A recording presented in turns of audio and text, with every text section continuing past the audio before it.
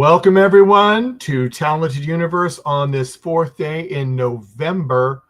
I still can't believe it's November already. 2025. And let me say hi to my co-host first, and then I will introduce our wonderful guest for today. Liz, how are you rolling along today? I'm rolling along, and I'm really looking forward to this interview. This particular guest we have could be in my playhouse, as far as I'm concerned, with all of his interests in certain things, which we'll get into later. Marcia, how are you rolling I'm along? I'm doing great. I'm here in Northeast Florida. It's cool. Weather-wise, I'm happy to be here, and I love the way Liz drops these hints about what she's going to dive into because she's right. You are super cool. Marcia, have you recovered from the World Series yet? I have to know that. Well, I've regained my sleep pattern, and now we're rolling into NFL and NBA. So, yeah. So you're rolling into that mode now. Thank you for asking. Yes, well, the other day it was a little tough. So anyway, but I would like to welcome our guest today, Michael Joseph Nelson. Michael, how are you doing? You've got a great first name, by the way. Thank you. I am doing fantastic. I'm super happy to be here. That is good. Well, I'm going to ask the question I usually ask, but recently I haven't been asking it till the end, and the guest usually has answered it by then. But I'm going to get it right off the bat. When you started your vertical career and you did your first one, you came home, told your friends, because they asked you what you were doing, and you told them what you were doing. How did you explain what a vertical drama, microdrama, whatever you want to call it, was? Or didn't they even ask you? A lot of my friends are actors, so they are very aware of the vertical space. Okay. For the people that didn't know, I just described it as a new age soap opera. Right to the point. That's good. Short form soap opera. That's what it is. How did you? How long ago did you film your first one, if you remember? I want to say March was my first one. Of this year. Of this year, yeah. Okay. So you were kind of relatively new into the genre compared to some of the other ones, yeah. I was applying for them a year and a half, 2 years ago, and I just stopped. It wasn't what I wanted to do at the time, and I got over that real quick. I got over that. Once I got on one of them, it was so much fun. I loved every second of it, and now I just apply for all of them. And did you enjoy the pace, or honestly, was that kind of a shock? You did. No, I loved the pace because it just go, and like I feel like it's kind of training for larger giant network shows, because a lot of these like General Hospitals and other like big long-time soap operas, they film one episode a day, and actors only get one take. And so it's when you're on set, it's like, oh, we're actually filming this scene now.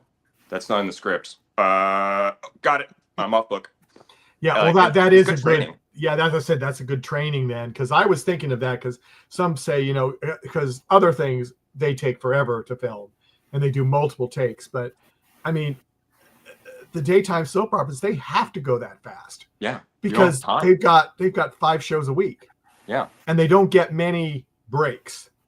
So that, yeah. And they're an hour long. So, and, like 40 some minutes of content. And yeah, it's amazing. It's amazing. But I'm going to go ahead and I am going to turn it over to Marcia right now.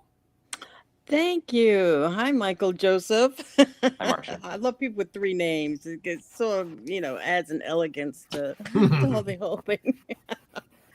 But I have I noticed that you have a very interesting quote on your, I think it may be your Instagram, or maybe even your resume, where you say something like, acting breathes life into my lungs.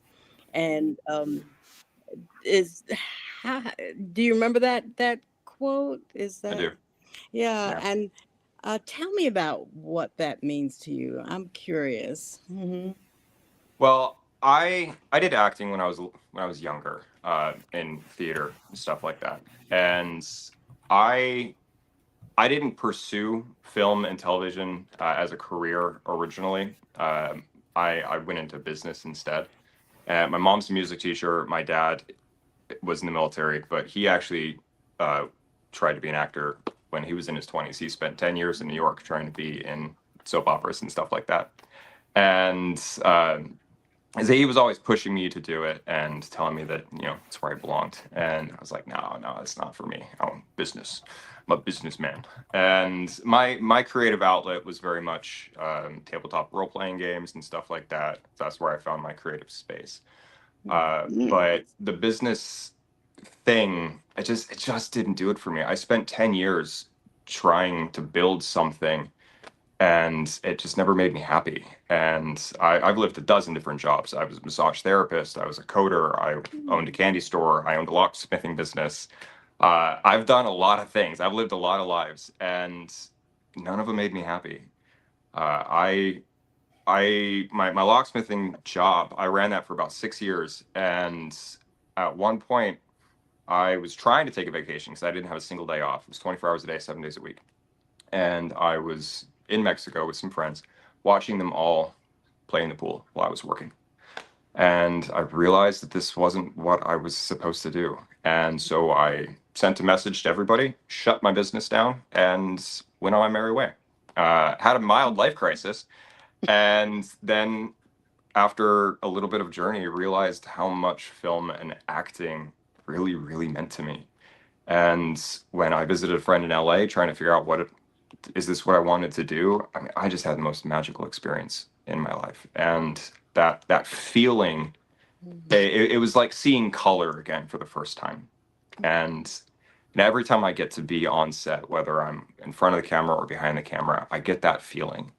And yeah, money's definitely tight sometimes, but I've never been happier in my life. And it took me a really long time to realize that that's the most important thing. And so, yeah. Yeah.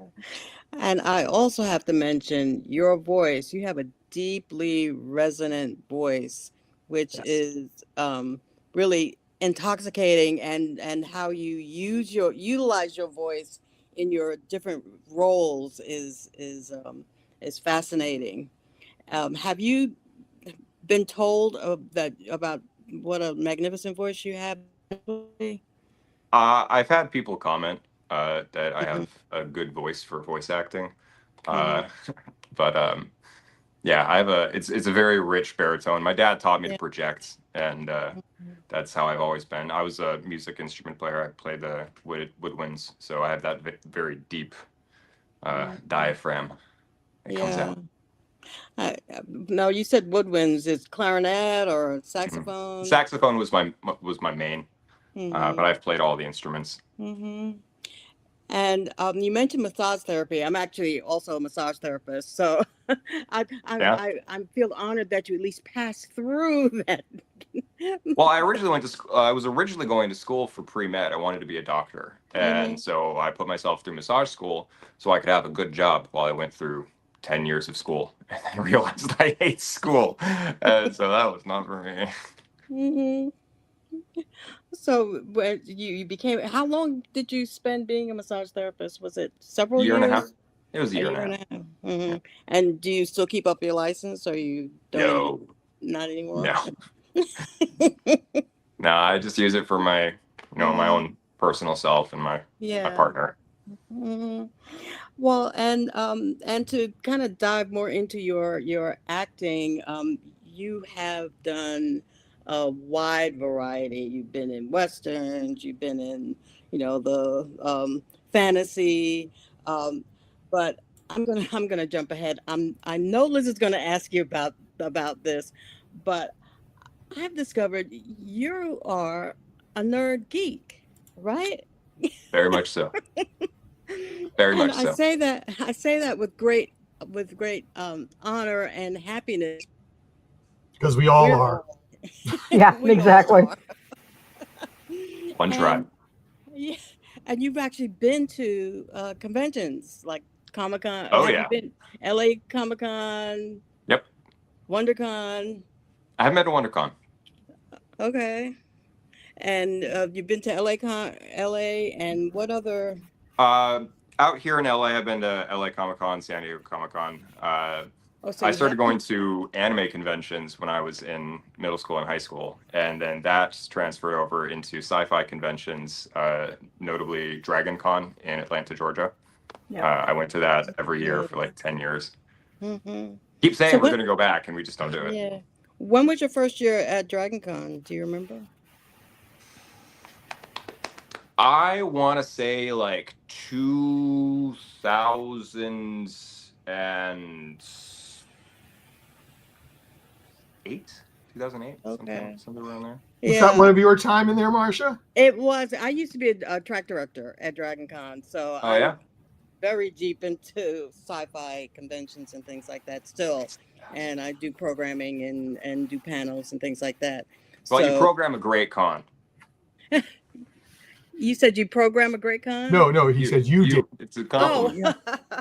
well, I'm one of many people who helped. Yeah, and you know how large San Diego Comic Con. It's just humongous, and it's lots of fun. Um, but so, what drew you to actually attend conventions? Because a lot of people who are fans of things will say, "Yeah, I'm a fan," and I ask them, "Well, have you ever been to a convention?" They go, "No." It So, was cosplaying. Hmm. It was cosplaying. My first convention I went to was an anime convention, NekuCon. And a friend of mine, his family was just deeply absorbed in anime, and so they brought me along, and I just fell in love with the costumes and the extravagance of it, and you know, TV, film, fantasy, those things, they are the thing that I love the most, and so seeing the appreciation for that thing right in front of you, down to the people just fully mm, committing to a costume. mm. And I just loved it. And that's what Dragon Con is my absolute favorite for that reason. Everyone cosplays at Dragon Con. Yes, yes, It's yes. so fun. So, what are some of your? I've seen some pictures, but tell us some of your personal favorite cosplays that you have done. I did a lot of Deadpool. Uh, Hmm. Before the movie and then after the movie. After the movie came out, I got a screen replica costume of it. That's why I wore that for a couple of years. And before that, every year I would like design and have made a different style Deadpool costume. Before that, I've done a bunch of different animes. Have you ever seen Once Upon a Time? Oh yes. I did Captain Hook. Oh, I beautiful. still have the costume. I used it for the Ren Fair. That was one of my favorites. Hmm. Yeah. And I have seen you do. Now I don't know whether this is a cosplay or it was for a photo shoot or what. You did a Cenobite, a Hellraiser type costume. No, or Yeah. So a friend of mine, I also love prosthetics. mm, The secret ultimate passion of mine is full body prosthetic work. mm. If I could have Doug Jones' career, I would just be so happy. Oh, and he's so great. When you get to just fully gear up into something, the ego of what's there is just gone, and you Mm, can fully commit to this character. I love it. And so a friend of mine is a special effects makeup artist, and so she was doing a lot of like showcases for Monster Con and makeup schools and stuff, and she'll use me as a prop to just fully get up and yeah. hmm. So, and you looked really scary. I mean, I'm not a horror person. Liz is, and I'm sure she'll go into that. But it scares the daylights out of me. But and the mug that you have that you're drinking out of right now, it looks like it comes from like Ren Fair or something like that. Yeah, I have a lot of them. They're the only thing I drink from. So Yeah. you've cosplayed you've gone to Ren Fairs, right? Mhm. Have you ever gone to an SCA event? Say, I haven't. I've always wanted to. mm, The Penzic out in Pennsylvania is one oh that's always been yes, on my bucket list to go to. yeah. I have not been to Penzic. I know people who have been to Penzic and have told me about the incredible scope of Penzic. So I think that's on my bucket list too. I've done a couple of events, smaller ones, but yeah, it's super fun. But I'm going to go to Liz now. I was, Liz, you're muted.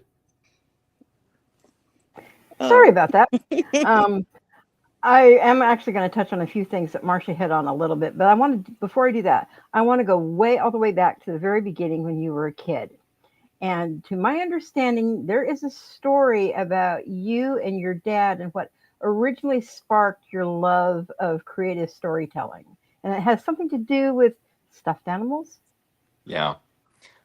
When I was a little kid, my dad would tell us bedtime stories, but not like sitting down and reading a book. He would tell us like Robin Hood or Jack and the Giant Beanstalk, and he would put on a little performance with the stuffed animals, and he would do it on the edge of our bed. Every single night would be a different story. You know, sometimes we'd request a new one.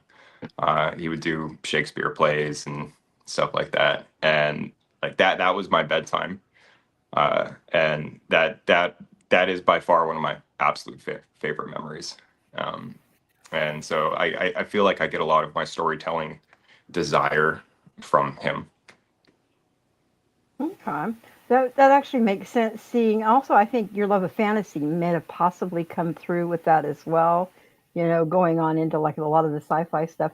And like I said earlier, as far as I'm concerned, you're kind of playing, within the same thing with my family for so many different things. One, your love of role-playing games, namely D&D. Huge, huge D&D fans, and have been since the early '70s. But also motorcycles. I need Mhm. to ask you, one, what do you ride? And two, what is your just, I got to get out of here. I just got to clear my mind ride. What is your favorite ride? Because we're an entire If Harley household.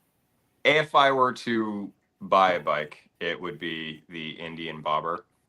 That's a I'm a good one. real fan of the Bobbers, specifically Indian. I do have an M1 license. I don't ride anymore. I would for film. Uh, it's a little too scary in LA.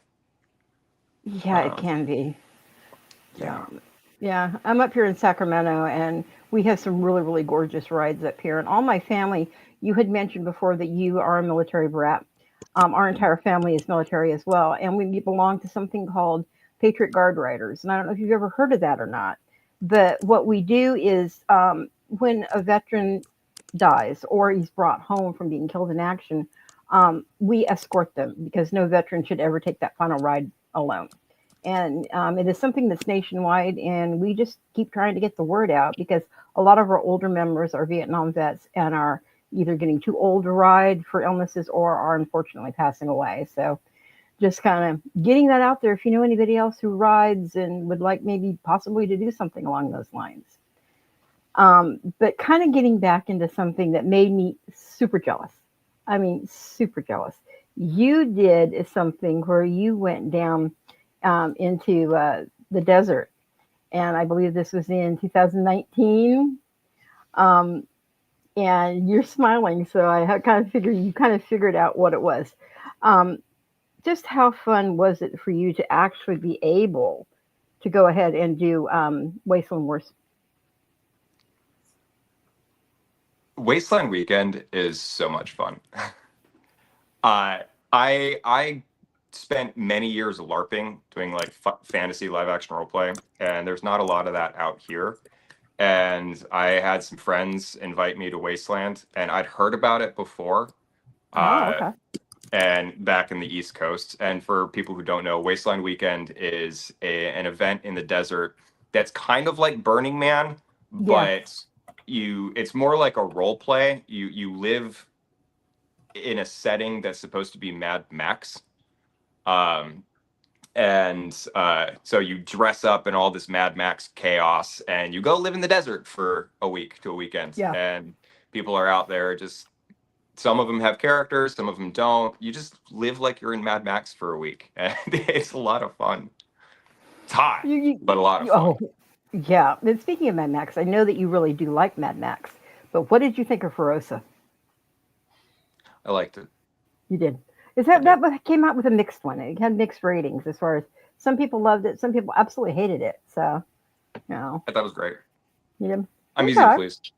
that's you had mentioned, kind of shifting gears a little bit. You had mentioned, your past businesses and everything. And when I was looking at that, I'm going, okay, well, you're a writer. You've also done several rom-coms. You've done Hallmark type movies or Hallmark movies.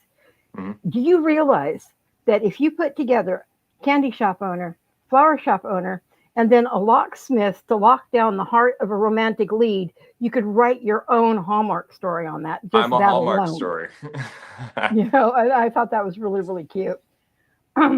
You wrote something and helped produce Family Tree, which was hugely nominated and a really large winner for a lot of different awards. How exactly did that come about? So I didn't help write Family Tree. Jorge was the director on it. Right. He brought me on. Actually, they had already filmed the majority of the movie. They'd wanted to shoot the whole thing in Panama, where he's from, and the lead actor backed out at the last minute, so they shot all of their footage in Panama, and then came back and cast my role, and then we shot for like a week in LA, just filling in the gaps of all the stuff. And it was a lot of the dialogue was shot here in LA, despite being the majority of the movie was in Panama. I don't know. But the writing on it, Keith and I were given leave a lot to make the script our own. And so we didn't write the script, but we were given leave to just free play a lot of the scenes. Okay. Because that I did watch it. And I will say one thing. It was a true ugly cry tear jerker because it touched on so many things within my own life and finding different things within your family, and I never knew a lot of different aspects of my family or different things. So, I'd gone through kind of the same search and the same feeling to, what branch of the family, can I now reconnect with that I haven't either seen for a long time or different things. So it was a very sweet movie. And speaking of movies, and it coming up close to Christmas time, I believe you have something that should be already be released, because last time I looked, it's still in post-production. I do. Yep. My partner and I wrote a Christmas movie 2 years ago, and I said, by George, we're making this. And we did. We shot a feature-length Christmas film. I directed it. She starred in it. I have a role as the hunky handyman, because it's got to have a hunky handyman. And we made the movie specifically about two sisters rekindling their relationship and learning to work together. So it's classic Hallmark vibes, but we wanted it to feel more like an older movie from the 90s, like Love Actually or something like that. Right. So it's got a lot of romanticism to it. And so that will actually be coming out on Amazon and possibly other streaming services, not TBD, but Amazon's a safe bet, on December 2nd. And it's called Tangled Up in Christmas. I'm so glad you gave me an actual date. Like I said, I am a Christmas movie nut, especially a Hallmark Christmas movie nut. I started watching Christmas movies October 28th. Okay, so and I literally bank everything. By the end of the year, I probably have about a good 2,000 movies. Some of them I've seen, every year for like the last, 50 years or whatever. But they've all got to always be in there. Yeah, And we had hopes to get it released sooner, but things happen. It's a perfect time though. It's a perfect time for it to come out though. It's Christmas time. It's absolutely perfect timing. So even though you might have wanted it to come out earlier, I think this might work out actually better for you, right? That's right. Hitting at the heart of Christmas time.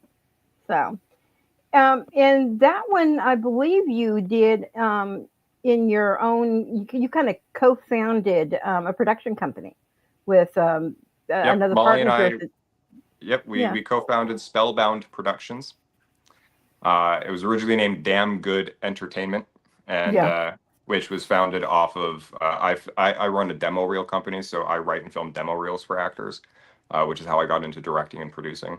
And so we wanted it to be our own thing and not something off of that. So we recoined it to Spellbound Productions, which has a very magical feel, which Yes, it is does. so us. I'm kind of glad that you brought back into the damn good reels, because I kind of wanted to ask how all that kind of all layered into being one production company. So you kind of hit that perfectly. Going into verticals, you have done Werewolf one, which I absolutely liked, but I have to ask, with so many rom-com Hallmark serious, I mean dead serious acting stuff, what did you feel about all of a sudden doing a fantasy werewolf? I Especially an honestly, infertile alpha werewolf. what a title. Um, leads off hard too on the infertility. Yeah, really. Honestly, it was so much fun. I would have liked to do more werewolf things in it. Uh, I did the same thing with my vampire one, because the vampire was the first one that I did. Yeah. And I was so excited to be vampire. And then the only time I was really a vampire in it, it was when I was yelling at somebody, which was so funny because it would be like, "How dare you! Hold!" Pull things out of my pocket. Uh-huh. Hold! Put it back in my pocket. Now get out of Hmm. here. It was hilarious. The werewolf one was a lot of fun because it's like, your big scary man, and then romantic billionaire, and then big scary man. Uh, yeah, and they get a couple of costumes. They gave me the big fur cloak so I could actually be all Game of Thronesy. I kind of noticed that. I thought it was funny. Um, you did one particular, and it wasn't a vertical. This was actually a mainstream show, and you did it with one of my favorite people. You did this with Oscar Chow, and I absolutely love Oz to death. But did you know when you did, and because of the letters, I always visually I see it as Saint, and but with the letters, I'm not sure if that's quite how it's pronounced or not. But when you did this, did you know who Oz was, and he had been on Supernatural before, being such an absolute kind of No, geeky person? Really? So no. yeah. Oh yeah. He was on it as one of the leaders to mankind, and the kind of the border between God and the How did humankind. I not know So this? yeah, I think that was one of Oz's very first things. And the other thing I wanted to ask you, if you had known that, was did you know some of his backstory with who taught him some of his stunt work? But No. yeah, one of his co-stars, Jared Padalecki, is actually the one who taught him, and he wound up dislocating Jared's shoulder really bad at a sci-fi convention. In the green room, they were goofing off, and he flipped him and threw him over the couch and dislocated his shoulder, which Jared's dislocation in Supernatural actually comes off. You can actually see it because he has to be braced and everything for several episodes. So I was wondering if during working with that, everybody kind of got together and talked about, different No. things. So yeah, I thought that was really funny. I do kind of want to pass it back to Michael real quick before we go on to different things, but I do have one final question for you. There's a reel that you did, and you're sitting, and I don't know what movie it is, and I'm trying to figure it out. You're sitting on a park bench with a little boy, and you are making this, the lightsaber sounds with the little boy. And I'm like, how absolutely, fun was that to do? Did it put you back into kind of like a little kid mindset? Because I remember hearing something about Lynn Nielsen was talking about that, when he and Evan Gregor were doing their original stuff, and they had to, say, hey guys, we'll fill all this in later. You don't have to make the sounds. So I was wondering if you were, kind of having that. Are they going to I put was in the making the sounds or sounds. not? That kid was really cute. He was really shy, and he was having a really tough time, not just sitting here like this. Yeah. And so they just kind of the whole point of it was that I was supposed to be playing with him in the yard, and so Yeah. I love kids, and so I just started like chatting him up a little bit and peppering him with questions, and then I challenged him to a lightsaber fight, and like he got really into it. And so we got to play in the yard for like a half an hour where I'm just goofing around with this 3-year-old. I mean, it just looks so cool, to see that. I would love to actually had something where the camera was just rolling the whole time watching you guys. I think that could have just been so fun to have watched. You almost looked like the kid in you. It kind of came out. Your eyes kind of lit up and twinkled a little bit, and you could see that come through on the screen. I thought that was cool. So, but anyways, Michael, I said I was going to give it back to you, so I will shut up now. Yeah, I know, but I know how that goes.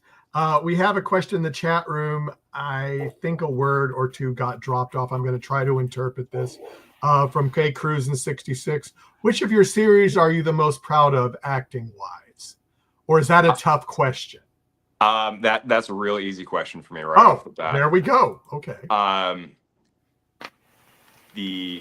played the antagonist in a Mafia series, My Mafia Protector. And I played Lorenzo. And that was the first time I got to play a legitimate antagonist to something. And when I showed up on set, the director, like they rushed me to the scene, and they've got me in this really, really cool suit, bad guy scar and everything.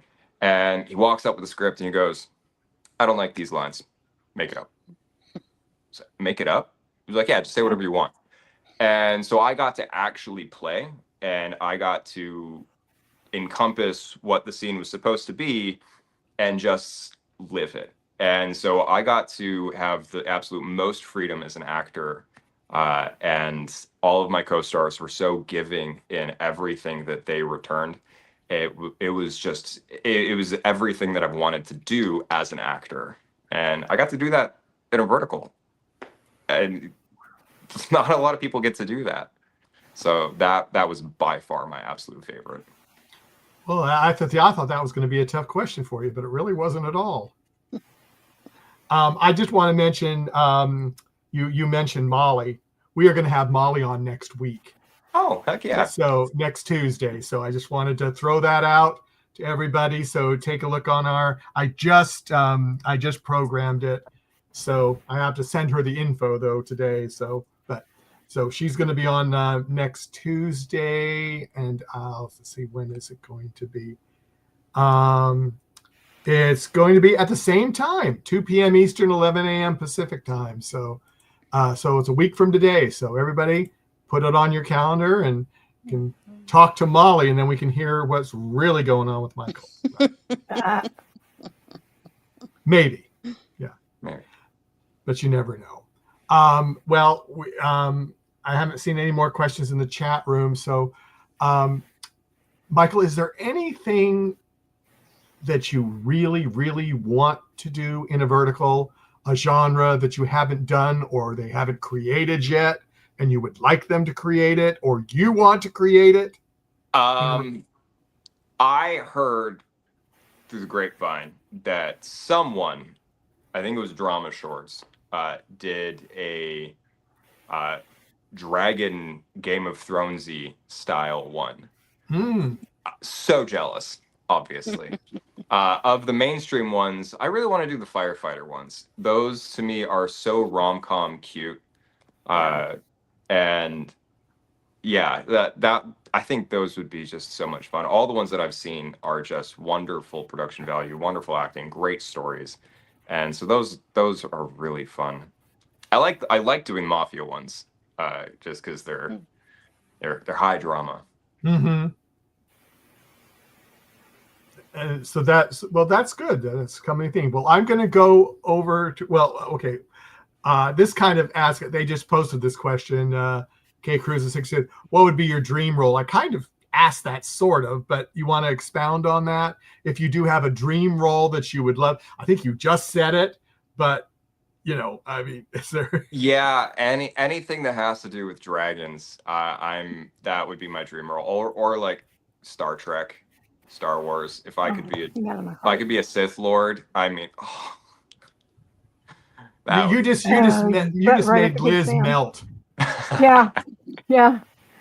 I have a friend who actually is a Sith Lord for a lot of different stuff, and he's a huge D&D player as well. So Or yeah, Yes. or the next D&D movie. I mean, yeah, my dreams would come true if I could be in the next D&D movie. which Yeah. would be good. But all these fun little things. Marcia, let's go back to you. This will be your final lightning round. Lightning round. Well, you mentioned the Dungeons and Dragons, which, of course, is a big game. But you also mentioned, I believe, board games. Are there other board games that you kind of like to play? We do a weekly to bi-weekly board game night, and so we just have a whole stack of board games. I really love strategy games. I play a lot of Magic the Gathering. Uh, I just like games. Hmm.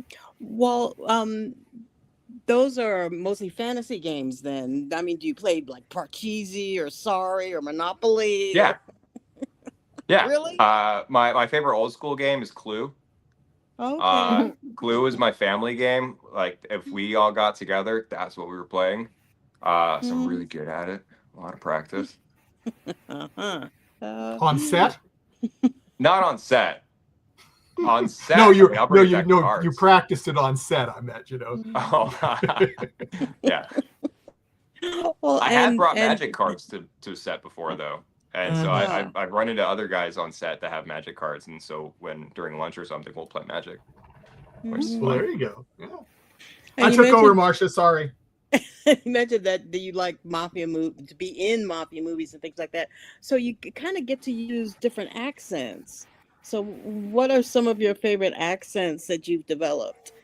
Um, I I used to be really good at accents. I think the self-consciousness of it being recorded on camera has debilitated that significantly. Um, but I have an accent coach that I go to when I have something that needs to be legitimate. So I am practicing my British and my Russian constantly. I was working on a Cajun accent for a while for funsies. And I just did an audition for one that was in a French accent, which was the first time I'd ever done that, and so that was really nerve-wracking. Uh, yeah, And I've heard you do Western. You were in a Western. You had a kind of a twang there. I had a little bit of Southern twang. And Brooklyn, maybe a little Mhm. Brooklynese. The Brooklyn accent. I practiced that for my first acting class for a theater show we were doing, and I got stuck in it. I couldn't get it. I legitimately could not get out of the accent. It was really embarrassing. Uh, Stuck in Brooklyn. I'm originally from New York, so I pick up on things that are in that area, and I also saw that you took a class in creature. I yes. was it? So Hmm. when the pandemic hit, we had nothing to do, and a friend of a friend posted something that they were joining this workout program with a guy named Terry Notary. Terry is a huge creature performer. He is the creature performer in the industry. He did all the Planet of the Apes. He's trained all of those guys. He trained the actor who played Nightcrawler in X-Men to walk like Nightcrawler. And I had done a workshop with him on just creature movement. They give you these arm stilts.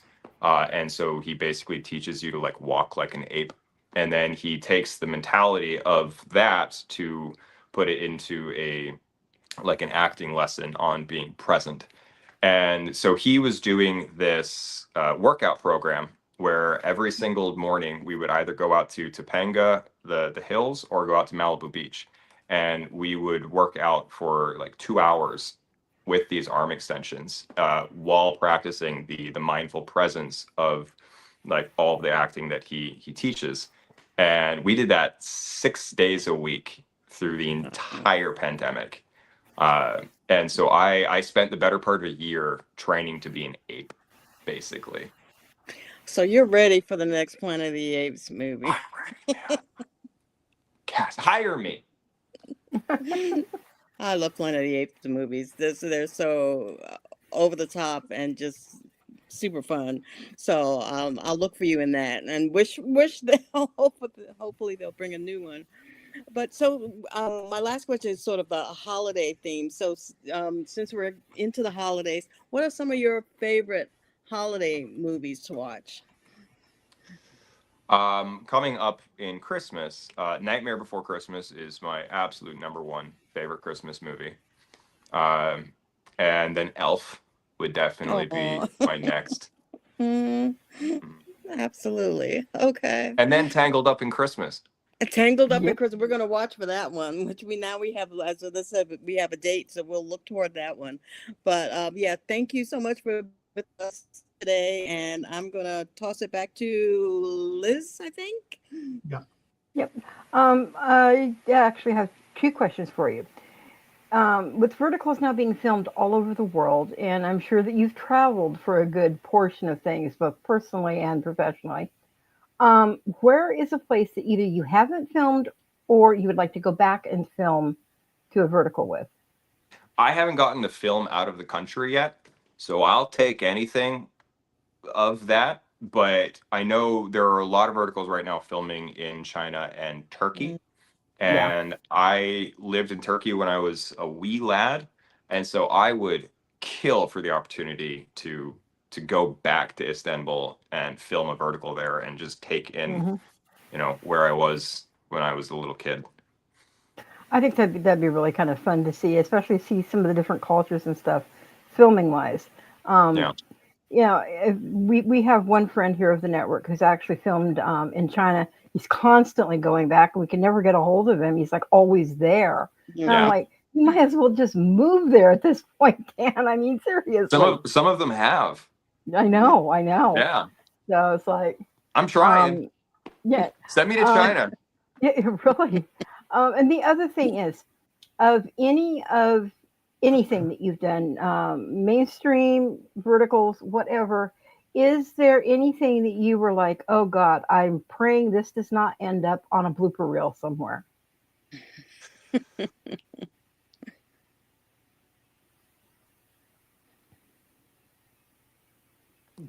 Nothing that I hoped wouldn't end up on a blooper reel. I think bloopers are hilarious. There have been I don't break on camera often, and often I think my bloopers are kind of where I'll drop a line and The face. Yeah. as if you were to compile a blooper reel of Michael, it would just be going like that, just That actually good, could be that's a good. I'll pretty take fun that. reel. Yeah. No, you could do your own reel and put that out of different expressions of Michael. yeah. So, but yeah, that, and I kind of also just wanted to, echo Marcia's thing of thank you so much for taking the time, to actually come on, talk with us, and share some of your experiences and stuff. And like I said, when I started to do research with you, I'm like, oh my God, you literally could be within one of my friend or families, groups, because between, the love of, I'll just put it this way, the love of geekdom and the certain ones that you've hit on were exactly what's going on with here. You mentioned that you do, either bi-weekly or weekly game nights. My husband does the same thing every week. I know where he's going to be on Thursday nights.